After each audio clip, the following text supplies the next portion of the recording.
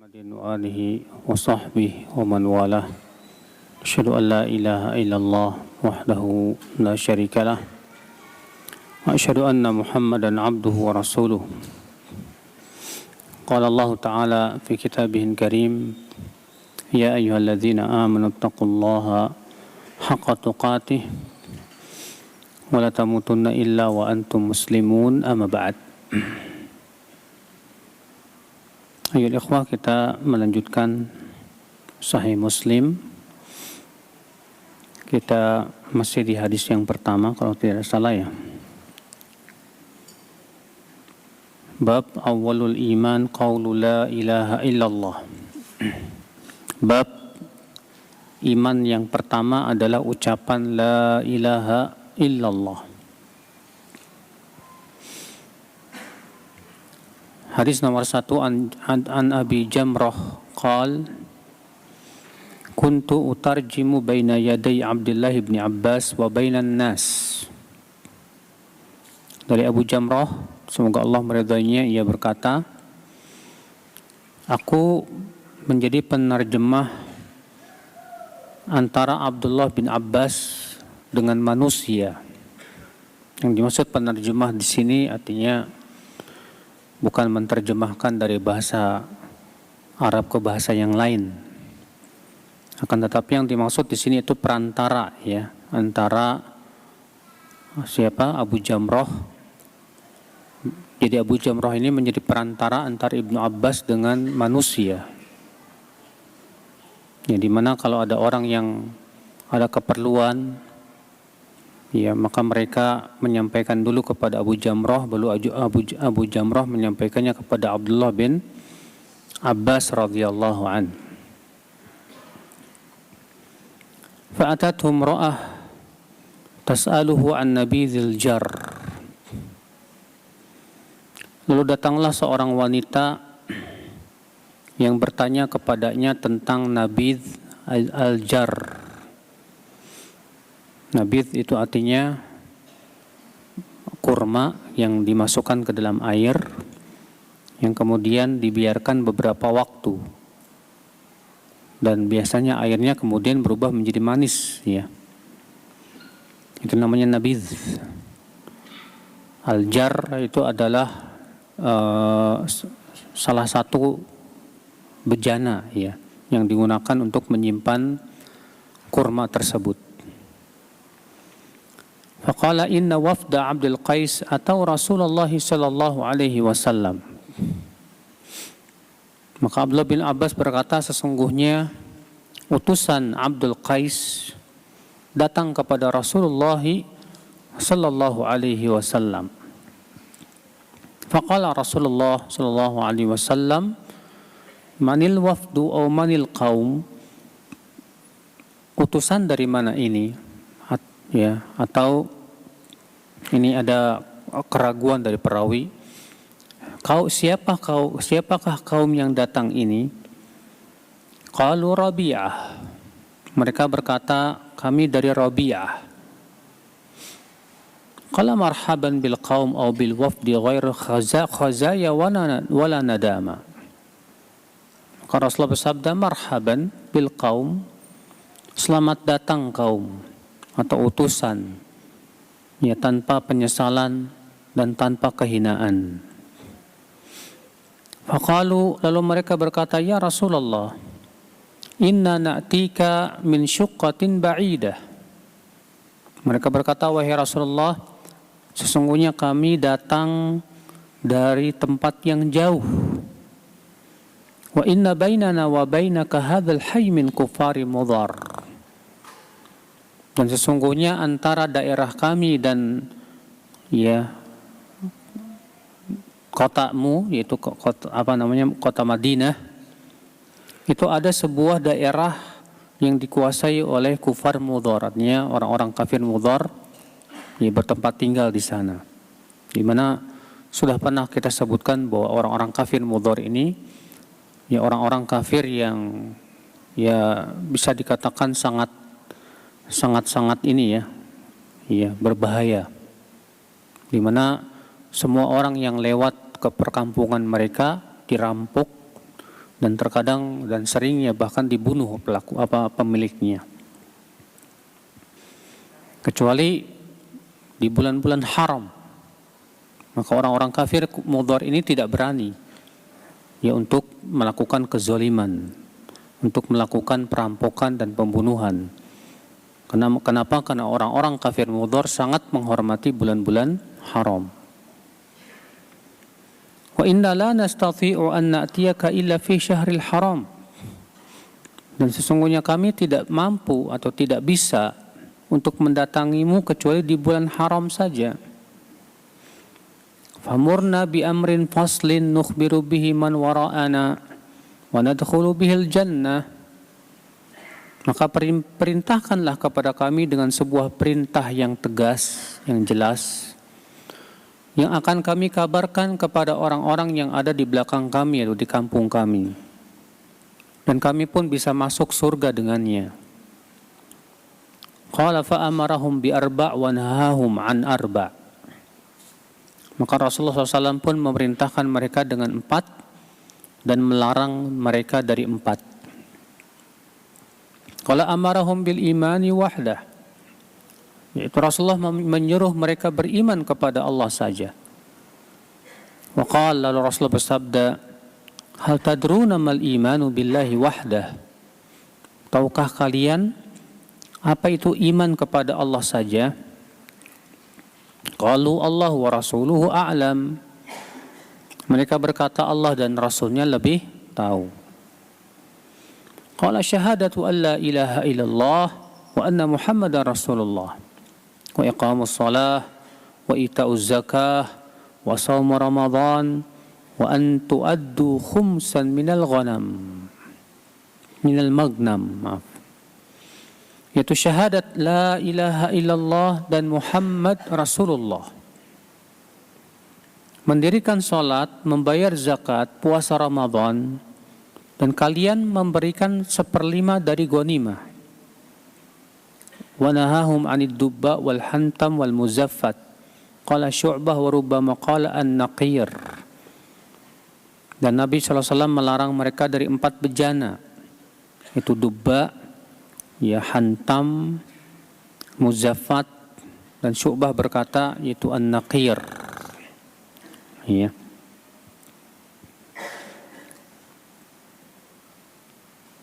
Ini semua nama-nama bejana ya. Ini semua nama-nama apa? Bejana. Lalu Rasulullah SAW bersabda, ihfadhuh wa akhbiru man wara'akum. Hafalkan ini dan kabarkan kepada orang-orang yang ada di belakang kalian sana. Wa zada ibnu Mu'adz fi hadithihi an abih. Dan Ibnu Mu'adz menambahkan dalam hadisnya dari ayahnya, ia berkata Rasulullah SAW bersabda kepada Al-Ashaj, itu Ashaj Abdul Qais, inna fika la khaslatain yuhibbuhum Allah. Sesungguhnya engkau memiliki 2 perangai yang dicintai oleh Allah, itu al-hilmu wal anah. Ini perangai hilm. Apa itu hilm? Hilm itu artinya dhabtun nafs inda haijanil ghadab. Ya, bisa menahan emosi. Ya, ketika kemarahan itu ya, menggelora, namun ia bisa menahan emosinya. Wal anah dan anah itu tidak tergesa-gesa. Ya, tapi ia melihat dulu, berpikir dulu, baru kemudian melakukan. Ini namanya anah. Hadis ini, akhi, kita ambil faidah yang bisa kita petik dari hadis ini. Faidah yang pertama yaitu istihbabur rihlah fi talabil ilm. Dianjurkannya mengadakan rihlah dalam rangka menuntut ilmu. Sebagaimana dahulu ya, para sahabat Rasulullah SAW dari tempat-tempat yang jauh datang kepada Rasulullah SAW untuk menuntut ilmu. Ya. Ini dia, mereka datang dari utusan Abdul Qais yang sangat jauh sekali, di mana antara daerah mereka dengan kota Madinah ada sebuah daerah kampung ya kaumnya Mudhar.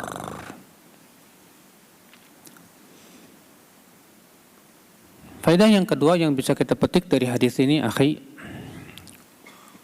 nah, di sini menunjukkan yaitu disyariatkan menyambut tetamu dengan mengatakan marhaban, selamat datang. Sebagaimana halnya Rasulullah SAW menyambut mereka dengan mengatakan marhaban bil qaum atau bil wafd. Ya. Jadi ucapan selamat datang kepada para tetamu. Kalau orang Sunda wilujeng sumping. Ya, masing-masing daerah punya ucapan berbeda-beda. Itu semua ada contohnya di Rasulullah sallallahu alaihi wasallam. Nah, di sini kita ambil faedah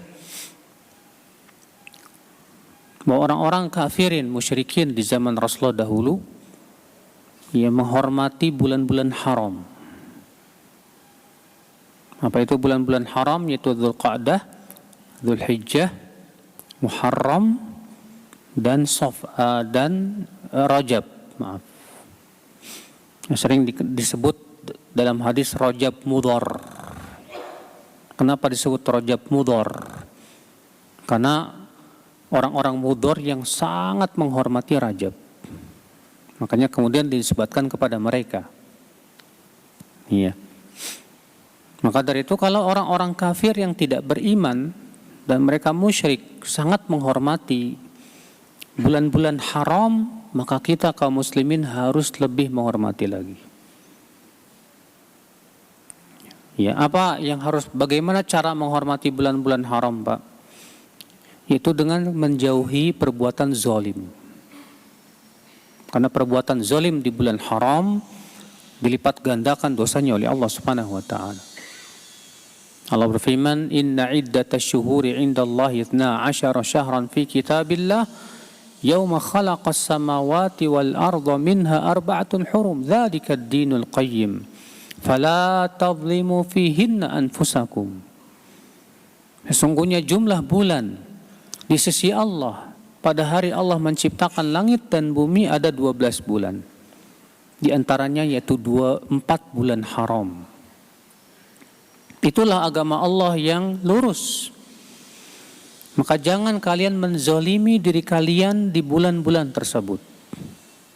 Padahal menzalimi diri kita sendiri, Pak, haram sepanjang tahun. Namun di sini Allah mengkhususkan jangan menzalimi diri kalian sendiri di bulan-bulan haram. Apakah mafhum pemahaman kebalikan dari ayat ini menunjukkan bahwa di selain 4 bulan haram itu boleh? Enggak. Ya. Perbuatan zalim haram pada semua waktu. Tapi Allah khususkan larangan perbuatan zalim di bulan haram itu menunjukkan bahwasannya perbuatan zalim di bulan-bulan haram itu dilipat gandakan dosanya oleh Allah Subhanahu wa taala. Baik zalim terhadap diri sendiri berbuat maksiat, apalagi zalim kepada orang lain. Iya. Hadis ini kita ambil faidah juga yang bisa kita petik dari hadis ini, akhi. Hadis ini menunjukkan bahwa iman dan Islam dua nama yang apabila bertemu maka berpisah maknanya. Dan apabila berpisah maka bertemu maknanya. Maksudnya bagaimana? Maksudnya begini. Islam dan iman kalau disebut dalam satu kalimat maka maknanya berbeda. Islam yaitu rukun Islam, iman rukun iman. Tapi kalau disebutkan Islam saja maka masuk padanya makna apa? Iman. Atau disebutkan iman saja masuk padanya makna apa? Islam. Dalilnya mana hadis ini? Karena Rasulullah SAW mengatakan, tahukah kalian apa itu iman kepada Allah? Kemudian Rasulullah menyebutkan syahadat la ilaha illallah Muhammad Rasulullah, mendirikan sholat, membayar zakat, berpuasa Ramadan. Ini kan termasuk rukun apa? Islam. Tapi Nabi menafsirkan iman dengan rukun Islam. Sementara dalam hadis Umar bin Khattab yang masyhur, ya Nabi menafsirkan iman dengan rukun iman. Ya.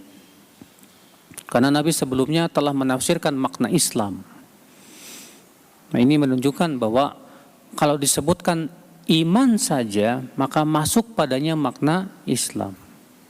Demikian pula apabila disebut Islam saja, maka masuk padanya makna apa? Makna iman. Hari ini kita ambil faidah di antara keyakinan Ahlus Sunnah wal Jamaah, annal amala minal iman. Bahwasanya amal itu bagian dari iman. Bahwasanya amal bagian dari apa? Dari iman. Dari mana? Yaitu di sini Nabi SAW mengatakan, tahukah kalian apa itu iman kepada Allah? Kemudian Rasulullah menafsirkan dengan amalan-amalan lahiriah. Syahadat la ilaha illallah, mendirikan sholat, membayar zakat, puasa Ramadan. Ini kan semuanya amal, Pak. Ini menunjukkan bahwasanya amal termasuk dari apa? Iman. Iya, karena ada kelompok yang menyesatkan yang disebut dengan Murji'ah. Kaum Murji'ah mengatakan bahwa amal tidak termasuk apa? Iman. Kaum Murji'ah mengatakan bahwa amal tidak mempengaruhi iman. Maksiat, kata mereka, tidak mempengaruhi iman.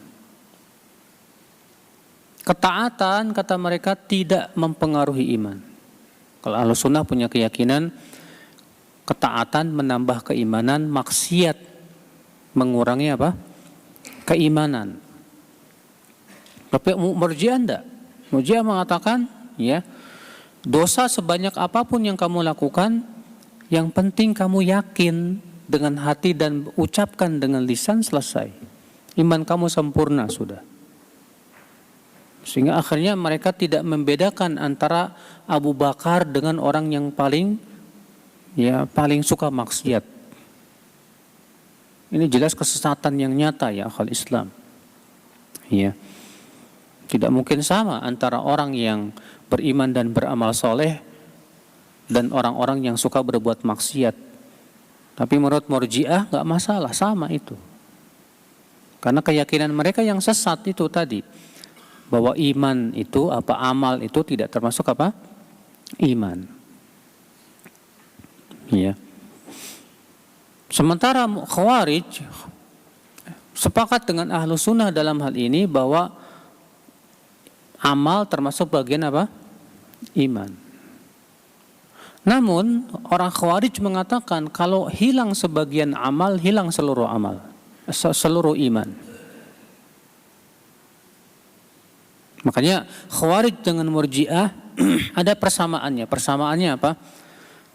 Kedua-duanya sama-sama meyakini bahwa iman itu tidak bertambah, tidak berkurang.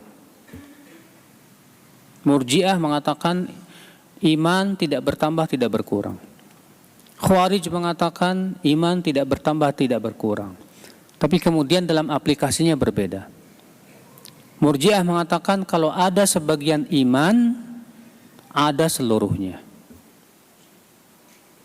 Khawarij mengatakan kalau hilang sebagian iman, hilang seluruhnya. Maka dari itu kaum Khawarij di antara keyakinannya apa? Mengkafirkan pelaku dosa besar. Kenapa? Karena sudah hilang sebagian imannya. Karena kaidah mereka yang menyesatkan itu, yang mengatakan bahwa kalau hilang sebagian iman, maka hilang seluruhnya. Iya, alias kafir, murtad dari agama Islam.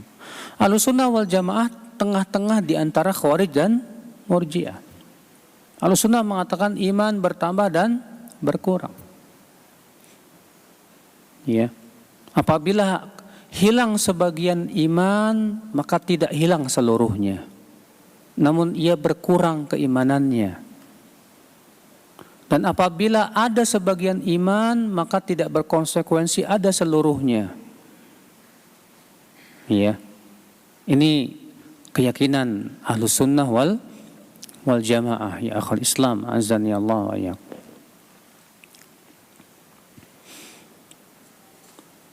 Baik, kita ambil faedah berikutnya yang bisa kita petik dari hadis ini. Di sini juga menunjukkan, ya akhul Islam, azani Allah wa iyyakum, kepada sebuah kaidah dalam sebuah kaidah usul fikih, yaitu saddud dzari'ah. Apa itu saddud dzari'ah? Yaitu menutup segala macam pintu yang bisa menjerumuskan kepada keharaman. Dari mana kita petik? Yaitu dari larangan Nabi SAW dari 4 bejana. Apa itu? Ya, hantam, muzaffat, duba, dan an-naqir atau al-muqayyar. Kenapa Nabi SAW di awal-awal melarang ini, Pak? Karena nabidh, tahu kan nabidh tadi apa? Nabidh itu sari kurma, ya. Ini kurma yang dimasukkan ke dalam apa? Air, kemudian disimpan beberapa waktu, yang kemudian bercampur dengan airnya, lalu airnya jadi manis biasanya gitu. Nah, itu Nabi SAW suka sekali nabidh, ya. Para sahabat juga sering, ya. Tapi kalau disimpan dalam 4 bejana ini, berubah jadi araknya cepat, Pak. Sangat cepat berubah jadi apa? Arak. Nah, Nabi SAW di awal-awal melarang. Kenapa? Karena keimanan mereka belum kuat. Apalagi orang Arab, yang namanya arak itu minuman harian, Pak. Minuman sehari-hari mereka itu arak, sudah. Mereka sangat kecanduan dengan arak itu. Iya. Maka Nabi SAW melarang dari 4 bejana ini supaya menutup pintu agar mereka tidak terjerumus kepada minum apa? Arak. Namun kemudian, ya, di akhir-akhirnya Nabi SAW membolehkan. Ya. Kenapa? Karena keadaan mereka sudah kuat keimanannya dan sudah paham dan tidak akan lagi minum apa? Arak. Ya. Ini akal Islam. Maka dari itu ini kaidah yang sangat agung, ya, saddud dzari'ah, yaitu menutup semua pintu yang bisa menjerumuskan kepada apa? Kepada keharaman. Maka demikian pula, ya, kita harus berusaha menutup semua pintu yang bisa menjerumuskan diri kita kepada maksiat.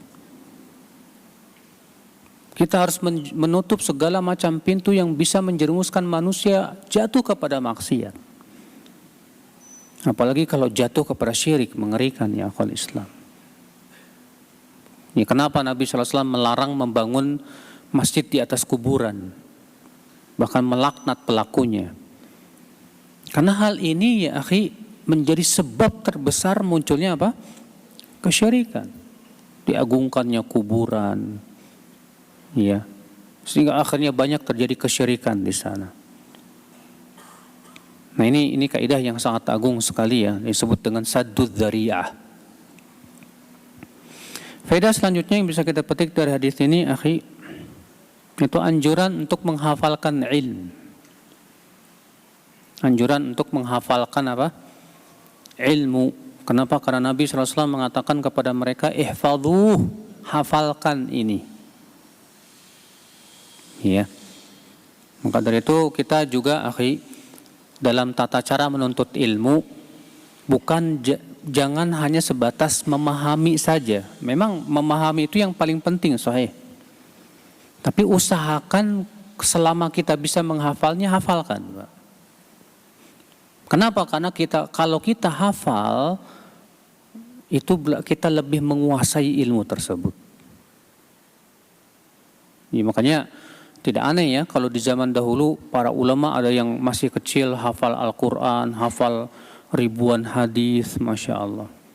Karena memang betul-betul dibiasakan untuk menghafal Al-Quran, menghafal hadis-hadis Nabi SAW. Nabi juga menganjurkan umatnya untuk menghafalkan Al-Quran, menghafalkan hadis. Nabi bersabda, "Nadharallahu imra'an sami'a maqalati fahafidhaha wa wa'aha wa addaha kama sami'." Ya, semoga Allah memberikan cahaya kepada wajah orang yang mendengarkan sabdaku, lalu ia menghafalnya, lalu ia memahaminya, lalu ia apa? Menyampaikannya. Ya. Sampai-sampai didoakan oleh Nabi, orang yang menghafal, memahami dan menyampaikan. Maka usahakan, akhi, ya. Bisa kita menghafal ilmu, matan-matan ilmiah, matan usul thalatha, matan kutubut tauhid dan yang lainnya. Kalau bisa kita hafalkan, Pak. Supaya apa? Supaya kita lebih menguasai ilmu tersebut. Iya. Di sini kita ambil faidah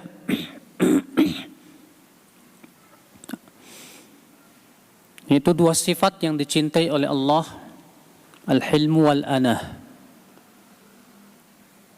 Dan dua sifat ini, akhi, sangat kita butuhkan di zaman fitnah seperti ini, Pak.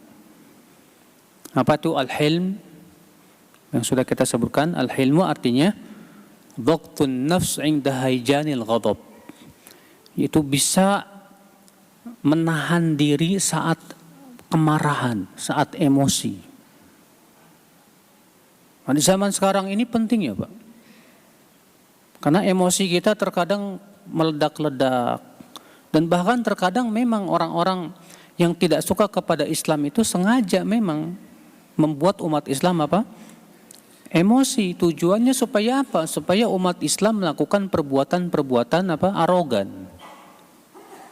yang akhirnya mereka bisa ya menikam umat Islam. Yang kedua sifat apa? Al-anah. Apa itu al-anah?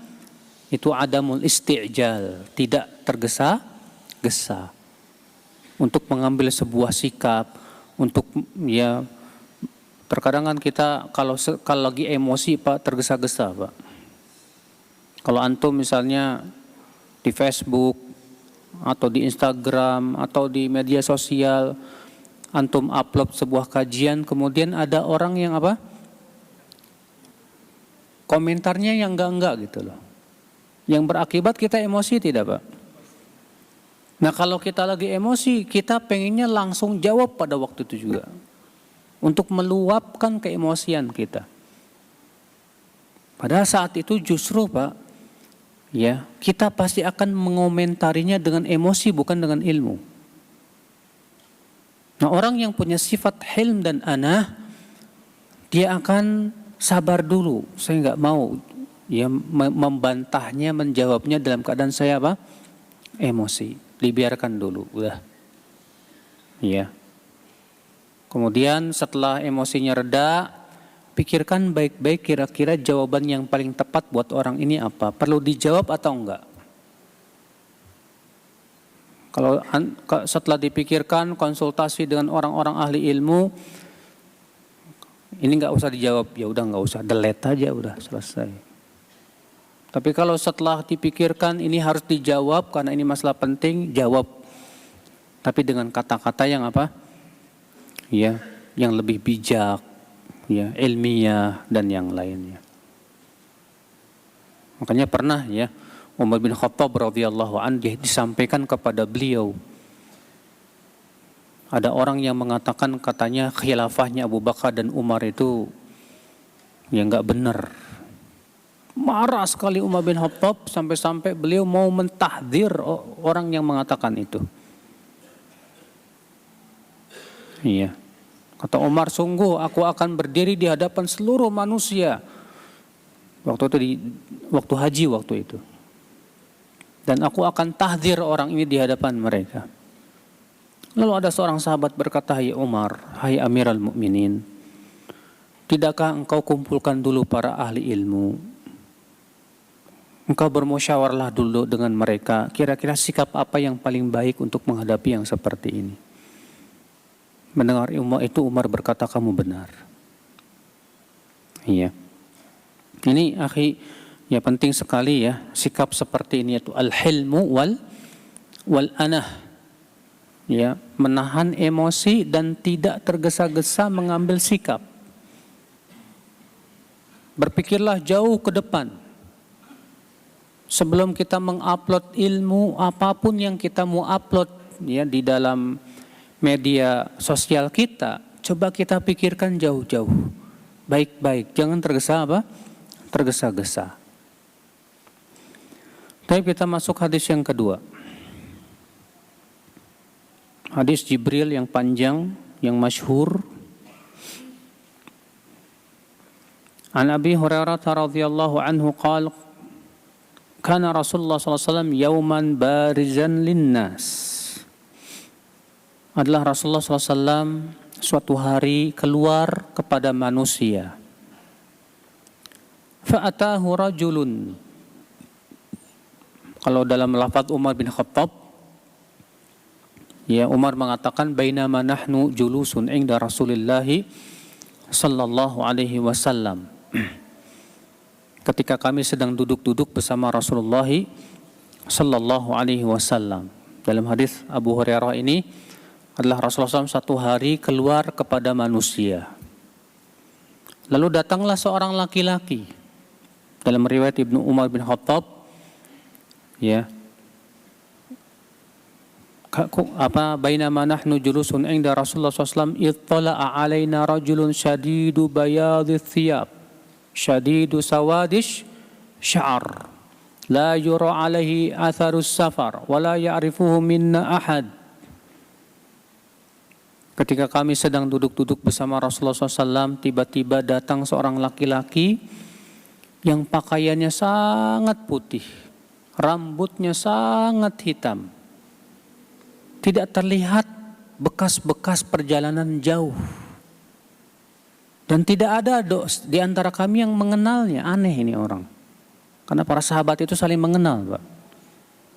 Satu sama lainnya. Ini enggak dikenal. Enggak ada satupun sahabat yang mengenalnya. Disebut musafir juga enggak, karena bajunya bagus banget. Rambutnya hitam banget, karena kebiasaan orang Arab terdahulu ya, kalau musafir itu bajunya lusuh, kusut, rambutnya berdebu. Ini enggak.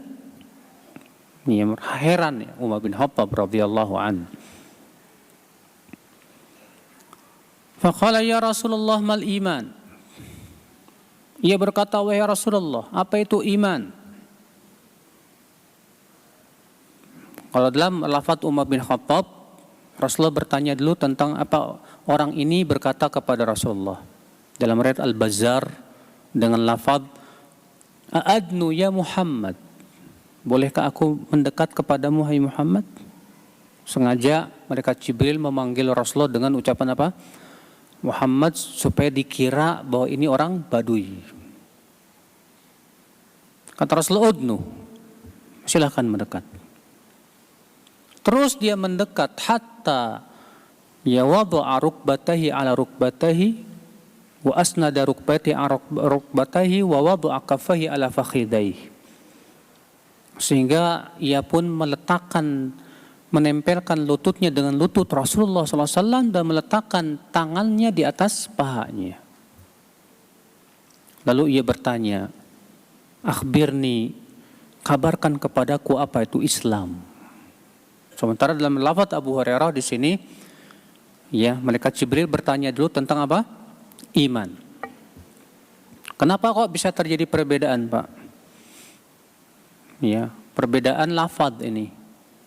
Abu Hurairah menyebutkan dengan lafaz iman dulu, sementara Umar bin Khattab menyebutkan Islam dulu. Ya. Maka ini terjadinya perbedaan lafaz adalah karena mereka para sahabat meriwayatkan hadis secara makna. Jadi mereka ya menyampaikan hadis kepada orang lain itu dengan ungkapan sendiri. Ya, ini memang terjadi ikhtilaf para sahabat tentang apakah boleh meriwayatkan hadis secara makna. Kalau madhabnya Abdullah bin Umar tidak boleh. Sementara kebanyakan para sahabat madhabnya adalah boleh. Ya, tidak apa-apa. Selama tidak merubah apa? Makna-makna hadis Nabi Sallallahu Alaihi Wasallam. Makanya ya Para ulama yang membolehkan meriwayatkan hadis secara makna memberikan syarat yang harus dipenuhi. Apa syaratnya? An yakuna aliman bima yuhilu bihil ma'ani. Itu betul-betul berilmu tentang lafaz-lafaz yang bisa merubah makna. Kalau ternyata dia mau meriwayatkan secara apa? Makna. Baik, kita baca dulu hadis ini. Faqala ya Rasulullah, mal iman? Apa itu iman? Qala an tu'mina billah wa malaikati wa kutubi wa kitabi wa liqaihi wa rusulihi wa tu'mina bil ba'tsil akhir. Itu kamu beriman kepada Allah, malaikatnya, kitabnya, pertemuan dengannya, rasul-rasulnya, dan beriman kepada apa? Ya, kebangkitan terakhir. Ini lafaz Abu Hurairah. Kalau lafaz Umar bin Khattab yang kita tak ketahui bahwa iman itu antuk mina billah wa malaikatihi wa kutubihi wa rusulihi wal yaumil akhir wa tu'mina bil qadari khairihi wa syarrih. Itu dalam lafaz Umar bin Khattab. Juga dikeluarkan Imam Muslim dalam sahihnya. Iya. Qala ya Rasulullah mal Islam? Dia berkata, wahai Rasulullah, apa itu Islam? Dalam riwayat Umar bin Khattab, ya, bahwa malaikat Jibril berkata apa? Sodakta, kamu benar. Lalu Umar berkata, fa'ajibnalah, kami merasa heran kepada orang ini. Yas'aluhu wa yusaddiquh. Dia yang bertanya, dia yang membenarkan. Kami heran ini, orang kok gini ya? Dia nanya. Kemudian setelah dijawab, dia mengatakan, kamu benar. Heran para sahabat, Pak. Iya. Lalu dia berkata, ya Rasulullah mal Islam? Apa itu Islam? Qala al-Islam an ta'budallah wa la tusyrika bihi syai'a wa tuqimas salatal maktubah wa tu'addiyaz zakatal mafruḍah wa tasuma Ramadan. Yaitu kamu beribadah kepada Allah dan tidak mempersekutukan Allah sedikit pun juga. Mendirikan salat yang wajib, membayar zakat yang diwajibkan dan puasa Ramadan. Ini lafaz Abu Hurairah. Sementara lafaz Umar bin Khattab, al-Islam an tashhada an la ilaha illallah wa anna Muhammadar Rasulullah wa tuqimas salah wa tu'tiyaz zakah wa tasuma Ramadan wa tahujjal baita in istata'ta ilaihi sabila. Ya, ada hajinya. Kalau dalam lafaz Abu Hurairah tidak ada, Pak. Iya. Kita lanjutkan. Qala ya Rasulullah mal ihsan? Dalam lafaz Umar bin Khattab, ya kembali malaikat Jibril berkata apa? Sodakta, kamu benar. Lalu ia berkata, wahai Rasulullah, mal ihsan? Apa itu ihsan? Apa itu ihsan? Qala, maka Rasul bersabda, an ta'budallaha ka'annaka tarah, fa illam takun tarahu fa innahu yarak. Itu kamu beribadah kepada Allah seakan-akan kamu melihat Allah. Dan jika kamu tidak melihatnya, maka sesungguhnya Dia Allah yang melihat kamu. Iya. Qala ya Rasulullah, lalu ia berkata lagi, wahai Rasulullah, mata sa'ah? Kapan terjadinya hari kiamat? Qala mal mas'ulu anha bi'a'lama minas sa'il? Yang ditanya, kata Rasulullah SAW apa? Ketika ditanya kapan terjadinya hari kiamat, maka Rasulullah bersabda, tidaklah yang ditanya lebih tahu dari yang bertanya. Walakin sa'uhaddithuka an asyratiha. Akan tetapi aku akan sampaikan kepadamu tentang tanda-tanda hari kiamat. Iya. Dalam lafaz Umar bin Khattab, malaikat Jibril berkata, fa akhbirni an amaratiha, kalau begitu beritahukan kepadaku tentang apa? Tanda-tanda hari kiamat. Maka Rasul bersabda, idza waladatil amatu rabbaha fadzaka min asyratiha. Apabila hamba sahaya melahirkan majikannya, maka itu adalah tanda-tandanya. Wa idza kanatil uratul hufatu ru'usan nasi fadzaka min asyratiha. Apabila orang yang tadinya telanjang kaki, telanjang badan, menjadi pemimpin-pemimpin manusia, ya, itu adalah merupakan tanda hari, di antara tanda hari kiamat. Wa idza tatawala ri'a'ush al-bahmi fil bunyan, dan apabila penggembala al-bahm, ya, yaitu apa namanya, al-bahm itu kambing, ya, penggembala kambing berlomba-lomba meninggikan bangunan, fadzaka min asyratiha, itu adalah termasuk tanda-tanda hari kiamat. Fi khamsin la ya'lamuhunna illallah, dalam perkara 5 perkara yang tidak ada yang mengetahuinya kecuali Allah Subhanahu wa taala.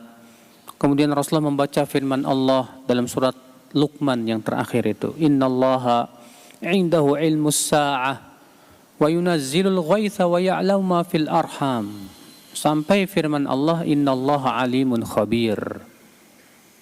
Sesungguhnya Allah di sisinya lah ilmu tentang hari kiamat, dan Allah yang menurunkan hujan, dan Allah yang mengetahui apa yang ada di dalam rahim manusia, ya, sampai firman Allah, innallaha alimun khabir. Thumma adbara rajul, kemudian orang itu pergi. Faqala Rasulullah SAW, maka Rasulullah SAW bersabda, ruddu alayya rajul, panggil orang itu. Fa'akhadhu liyarudduhu, maka para sahabat pun pergi untuk memanggil orang tersebut. Falam yarau syai'an, ternyata mereka tidak melihat siapa-siapa. Faqala Rasulullah SAW, maka Rasulullah SAW bersabda, hada Jibril jaa liyu'alliman nasa dinahum. Ia datang tujuannya ingin mengajarkan manusia tentang agama mereka. Padahal malaikat Jibril cuma bertanya, Pak. Yang menjawab siapa? Rasulullah SAW.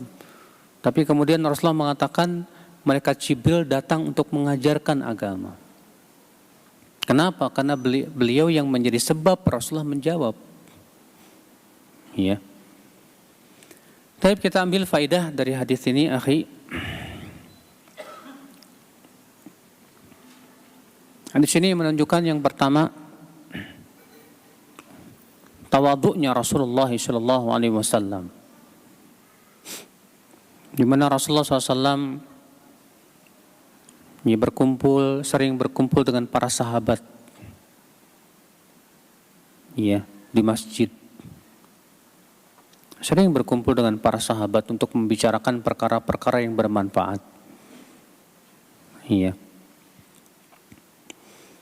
Faedah yang kedua, akhi, di sini menunjukkan bahwa malaikat bisa membentuk rupanya menjadi manusia. Kalau di zaman Rasulullah yang memberitahu, Pak, ini Jibril. Di zaman sekarang bisa nggak kita pastikan, oh ini jangan-jangan malaikat ini? Ya, terkadang sebagian jemaah haji di Indonesia itu, ya, kalau ngelihat orang minta-minta katanya ini malaikat katanya, nah kamu kasih aja itu malaikat. Ya. Kita katakan dari mana kita tahu itu malaikat? Kalau Rasulullah, di zaman Rasulullah yang ngabarin. Di zaman sekarang kita nggak bisa pastikan dia malaikat apa bukan, kita nggak tahu. Ya. Faedah selanjutnya, akhi, di sini menunjukkan adab-adab dalam menuntut ilmu.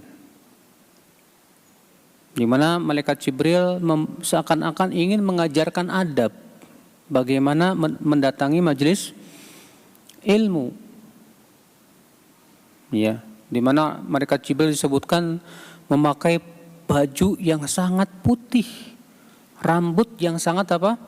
Hitam. Berarti itu menunjukkan bahwa kalau kita mendatangi majelis ilmu, pakailah baju-baju yang bagus, yang baik, yang cocok. Karena kita hendak menghadiri apa? Majelis yang dihadiri oleh para malaikat, ya.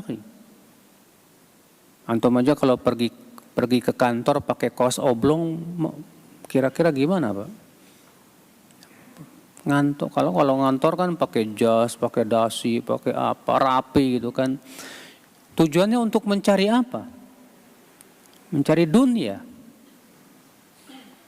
Sementara ilmu ini jauh lebih penting daripada apa? Harta. Maka tentu adab kita mencari ilmu harus lebih kita perhatikan. Sebagaimana kita beradab dalam mencari harta, bahkan lebih dari itu.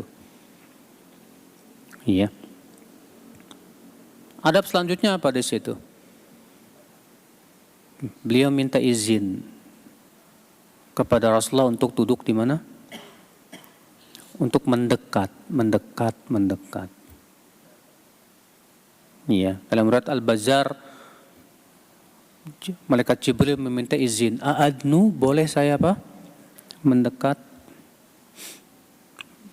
Dan ini Pak, adab minta izin dalam majelis ini hilang di zaman sekarang.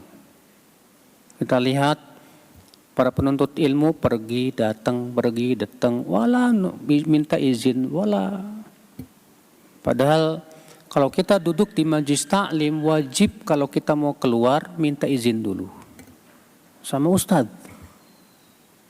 Angkat tangan mau keluar. Kalau ustadz mengatakan duduk. Kalau ustadz mengizinkan silahkan keluar. Dan adab ini yang tidak ada di zaman sekarang. Akhirnya berakibat daripada keberkahan ilmu pun hilang. Iya. Makanya ya, dalam Al-Quran pun juga tentang adab minta izin dalam majelis itu ada ayatnya. Ya, saya lupa ayatnya, nanti saya akan bawakan ya. Agak apa lafaz ayatnya saya lupa. Yang jelas, ini adalah adab di dalam majelis ta'lim. Kalau antum mau keluar dari majelis ta'lim, minta izin. Ya, minta izin karena ini berhubungan dengan adab. Kemudian adab selanjutnya apa yang diajarkan oleh malaikat Jibril? Yaitu berusaha duduk di paling depan. Iya. Sampai-sampai malaikat Jibril duduk paling depan banget. Sampai-sampai menempelkan lututnya dengan lutut Rasulullah SAW. Kalau di zaman sekarang malah berlomba-lomba yang paling belakang. Bahkan sambil nyender, bahkan ada yang ngorok, ada yang tidur. Ya Allah, kenapa bisa terjadi seperti ini? Karena memang semangat menuntut ilmunya lemah. Dia merasa, ini bukan kebutuhan saya. Saya hadir hanya sebatas sampingan saja. Kalau kita menganggap bahwa ilmu itu kebutuhan yang number wahid, Pak, rokom wahid, kita pasti akan bersungguh-sungguh. Tapi kalau antum menjadikan menuntut ilmu itu sebagai sampingan aja, dapat ilmu alhamdulillah, nggak dapat juga nggak masalah, maka antum pun juga akan malas-malesan. Makanya ya, kesungguhan itu akan terlihat di dalam majelis ta'lim.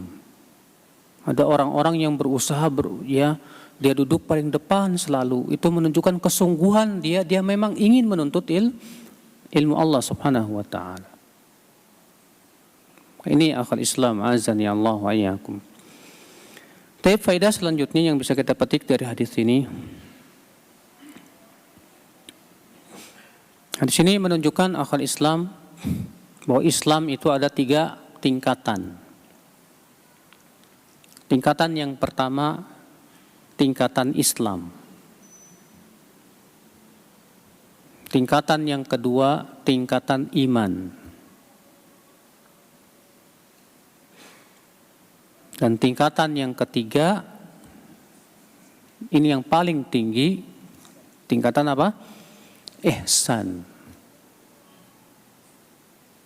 Islam, kemudian naik kepada apa? Iman. Kemudian naik kepada apa? Ihsan.